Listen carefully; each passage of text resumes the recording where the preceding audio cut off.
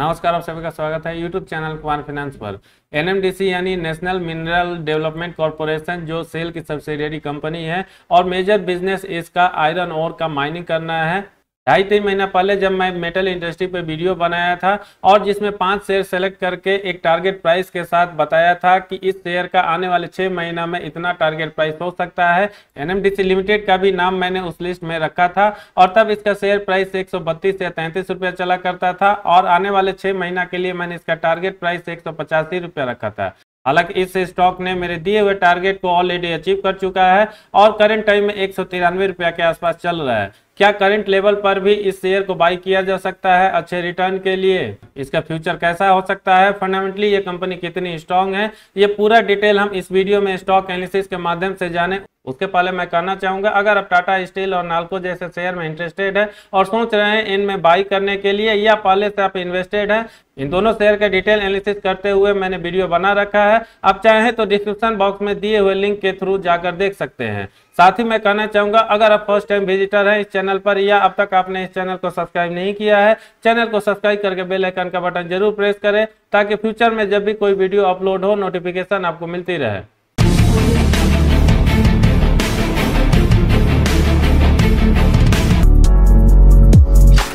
NMDC limited जिसका sector mining and minerals है, इसका स्टॉक एनालिसिस में फंडामेंटल हम देखें उसके पहले इसके short analysis and price and volume देख लेते हैं ताकि हमें आइडिया लग सके इसके फेवर में कितनी चीजें जा रही हैं, इसके अगेंस्ट में कितनी चीजें जा रही हैं और लोगों का कितना इंटरेस्ट बना हुआ है इस शेयर में, चाहे मीडियम टर्म हो या लॉन्ग टर्म हो। एनएमडीसी का शॉर्ट एनालिसिस अभी काफी अच्छा बना हुआ है क्योंकि इसके फेवर में स्ट्रेंथ 11, अपॉर्चुनिटी 4, टोटल 15 स्कोर हो रहा है, जबकि इसके अगेंस्ट में वीकनेस 2 और थ्रेट 1 मात्र 3 ही स्कोर हो रहा है। इसका प्राइस एंड वॉल्यूम में प्राइस परफॉर्मेंस आपको पिछले 1 साल का काफी अच्छा नजर आएगा क्योंकि मेटल इंडस्ट्री से आने वाली मैक्सिमम कंपनीज के शेयर में अच्छा रैली देखने को मिला है और एनएमडीसी भी उसे छूता नहीं रहा, या कह सकते हैं एनएमडीसी ने भी उसमें पार्टिसिपेट किया है। पिछले 1 सप्ताह का अगर आप डेटा देखें तो बहुत सारे मेटल स्टॉक्स में भारी करेक्शन देखने को मिला है, लेकिन एनएमडीसी के शेयर प्राइस में करीब 8% का उछाल हुआ है। पिछले 1 महीना में इसके शेयर प्राइस में करीब 22.5% का ग्रोथ हुआ है, 3 महीना में 40% के आसपास, जबकि पिछला 1 साल काफी शानदार रहा है और यहाँ पर 126.61% का ग्रोथ हुआ है इसके शेयर प्राइस में। 3 साल के परफॉर्मेंस के बेसिस पर हम कह सकते हैं इसका शेयर प्राइस में कोई खास ग्रोथ नहीं हुआ है क्योंकि मात्र ये 68% के आसपास है। अगर इसका वॉल्यूम देखें तो ट्रेडिंग क्वांटिटी तो आपको ठीक ठाक नजर आएगा, लेकिन डिलीवरी का परसेंटेज आपको लगातार पिछले 1 महीना से लो ही नजर आ रहा है। शायद लोगों का ट्रस्ट उस तरह से अभी भी नहीं बन रहा है। ये शेयर लॉन्ग टर्म में आपको अच्छा रिटर्न देगा, जिसकी वजह से चाहे 1 महीना का डेटा हो, 1 सप्ताह का डेटा हो, आपको 25% और 20% के आसपास डिलीवरी का परसेंटेज देखने को मिल रहा है। लेकिन क्या वास्तव में एनएमडीसी के शेयर में इन्वेस्ट करके अच्छा रिटर्न नहीं पाया जा सकता है लॉन्ग टर्म के लिए? इसके लिए अब हम इसका फंडामेंटल देख लेते हैं पिछले कुछ सालों का परफॉर्मेंस देखते हुए।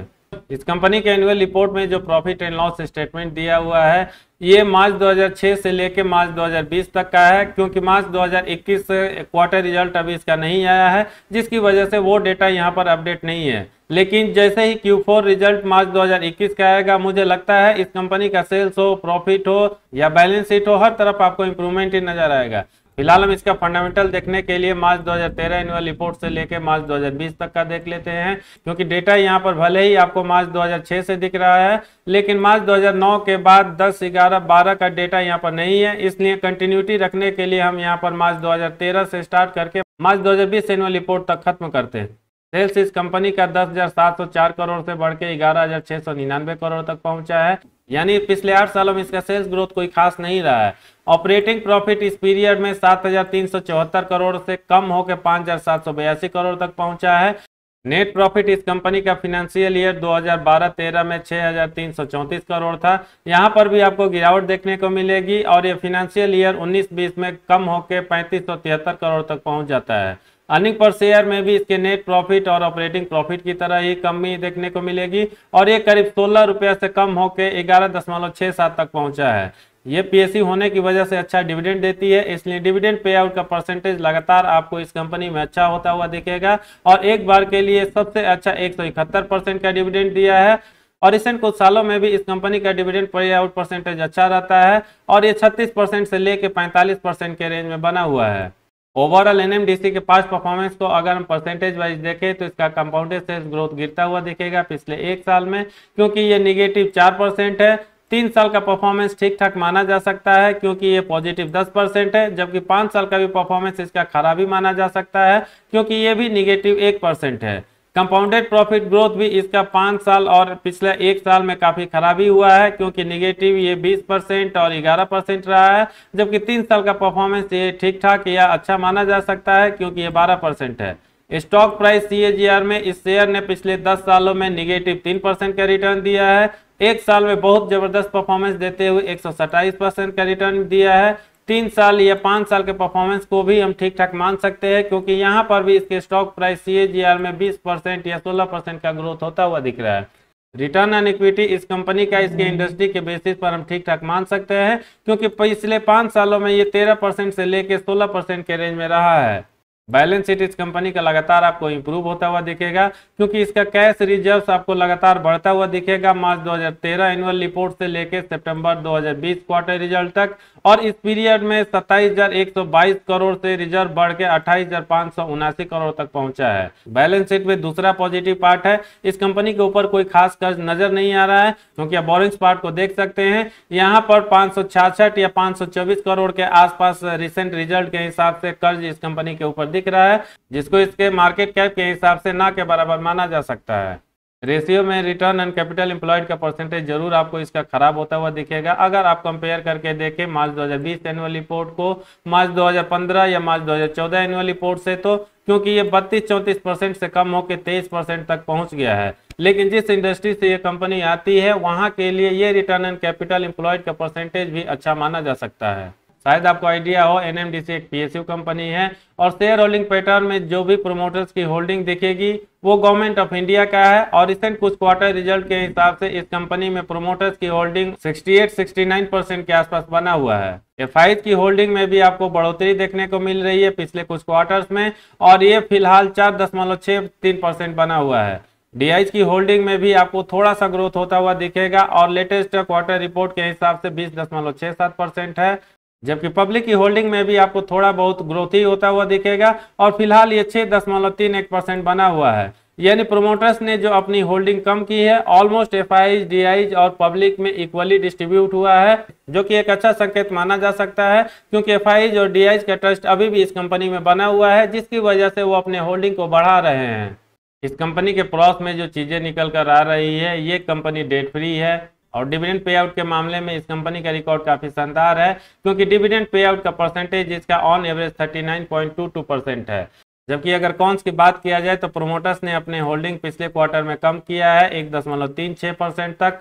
पिछले 5 सालों के रिकॉर्ड के हिसाब से इसका सेल्स ग्रोथ काफी पुअर रहा है क्योंकि ये निगेटिव 1.09% है और डेटर डेज यहाँ पर बढ़ता हुआ दिख रहा है और ये 52.81 से बढ़ के 69.38 तक पहुंच चुका है।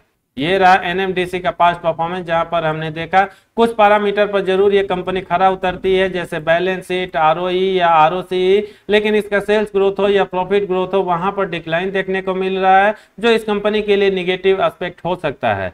लेकिन जरूरी नहीं, अगर कोई कंपनी फंडामेंटली स्ट्रांग है, उसका पास्ट परफॉर्मेंस एवरेज या खराब है, उसका फ्यूचर में भी वैसा ही परफॉर्मेंस रहेगा। क्या इसके फ्यूचर को ध्यान में रखते हुए करंट लेवल पर इस शेयर को बाय किया जा सकता है? इसके लिए सबसे पहले हम इसका एक छोटा सा टेक्निकल एनालिसिस देख लेते हैं, फिर हम इन्वेस्टमेंट चेकलिस्ट देखेंगे क्योंकि अगर कोई शॉर्ट टर्म ट्रेडिंग या इन्वेस्टमेंट करना चाहते हैं उसके लिए टेक्निकल एनालिसिस इंपॉर्टेंट होता है, और अगर कोई लॉन्ग टर्म के लिए इस शेयर में जाना चाहता है उसके लिए इन्वेस्टमेंट चेकलिस्ट इंपॉर्टेंट होता है। टेक्निकल इंडिकेटर्स में या तो आपको बाई कॉल नजर आएगा या ओवरबाउट जोन में कहीं पर पहुंचता हुआ दिखेगा ये शेयर, जिसमें स्कोर वाइज देखे तो बाई के फेवर में 9, सेल के फेवर में 0 और न्यूट्रल के फेवर में 0 ही स्कोर हो रहा है, जो समराइज करने से स्ट्रॉन्ग बाई बनता है। मूविंग एवरेज के हिसाब से भी आपको 5 MA से लेकर 200 MA तक, चाहे सिंपल मूविंग एवरेज हो या एक्सपोनेंशियल मूविंग एवरेज हो, हर तरफ आपको बाई का ही कॉल नजर आएगा। और इसको भी समराइज करें तो केवल बाई का ही रिकमेंडेशन आता है क्योंकि बाई के फेवर में 12 और सेल के फेवर में 0 स्कोर निकलता है। यानी अगर आप शॉर्ट टर्म के लिए एनएमडीसी के शेयर में ट्रेड करना चाहते हैं या इन्वेस्ट करना चाहते हैं, फिलहाल ये शेयर उसके लिए उपयुक्त है और आप चाहें तो इस शेयर को बाई कर सकते हैं। आगे बढ़ते हुए अब हम इसका इन्वेस्टमेंट चेकलिस्ट देख लेते हैं, अगर आप इस शेयर में मीडियम टर्म या लॉन्ग टर्म के लिए जाना चाहते हैं।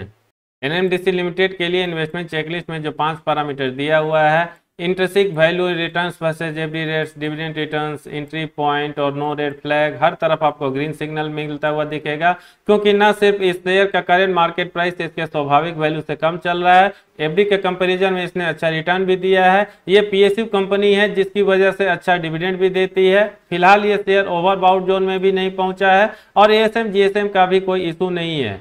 की मैट्रिक्स में इसका पी रेशियो भी जबरदस्त नजर आएगा, क्योंकि मात्र ये 15.22 है, जबकि सेक्टर पी 22.79 है।